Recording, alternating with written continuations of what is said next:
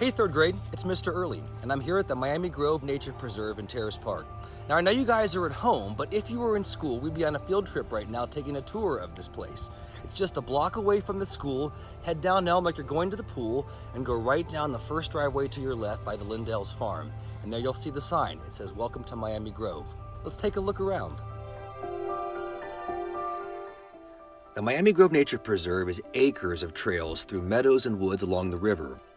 Now, when you get to the back of the parking lot by the main trail, one of the first things you're going to see is this beautiful stone plaque commemorating the past.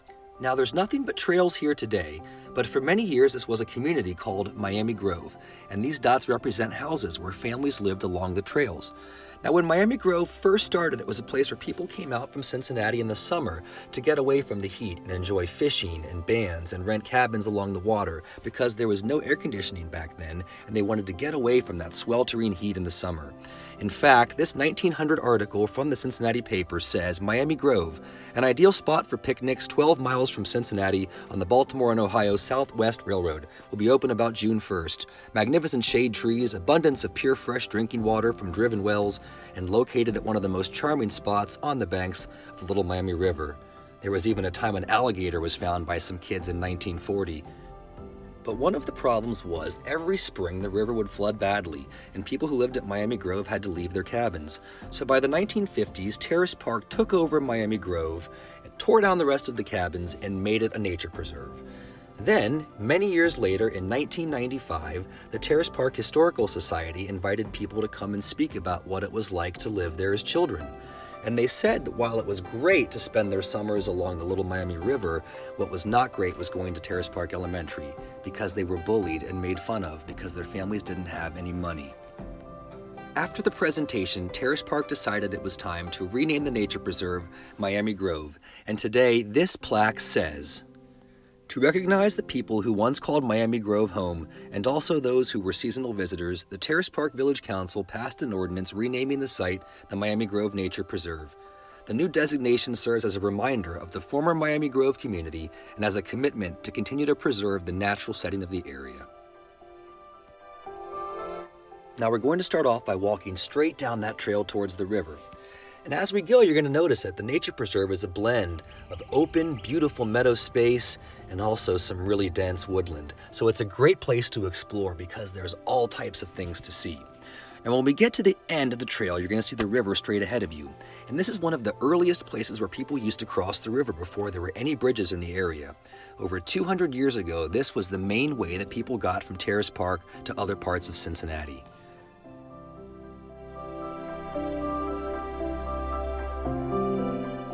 Now, it's never a good idea to come to the river without your parents, but when they bring you down here, take a look across the river and see this beautiful brick building. This was a tavern built over 200 years ago for people that were crossing the river.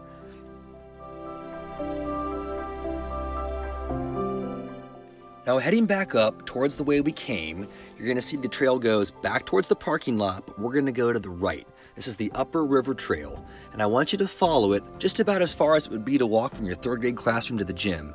And then you're going to see something really cool in the woods on your right. It's an old stone chimney. Now, this is a remnant from one of the homes that used to be here a long time ago. Take a look at the beautiful stacked river stone. A lot of the houses along Miami Avenue still have this, and you can see right here where the open fireplace was. But notice how far that is off the ground. That's because the river would flood, so they had to have the first floor pretty high off the ground in case the water got up there in the spring. Now, it's pretty crazy to think, but all of this is overgrown with woods today, and it was once someone's home looking right at the river.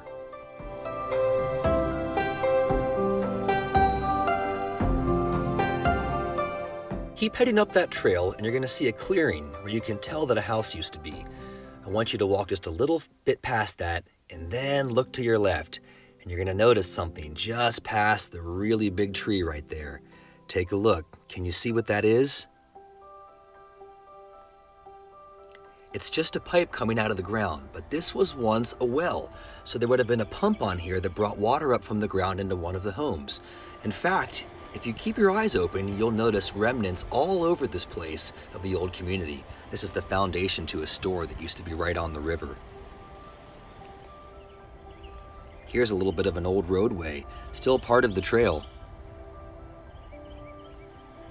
In fact, everywhere you look, you can find some neat reminders of the past hidden in the woods. Okay, so keep going up the trail, and then you're going to see another path that comes off to your right. Head that way, and you're going to see one of the best spots to check out the river. And what a day to see it.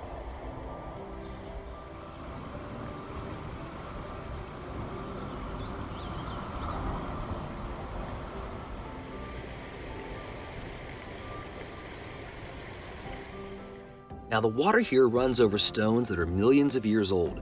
You can find fossils from ancient plants and animals. There's great rocks for skipping. It's a lot of fun to check out. And be sure to look in the little pools left over. You're going to find some neat wildlife in there as well.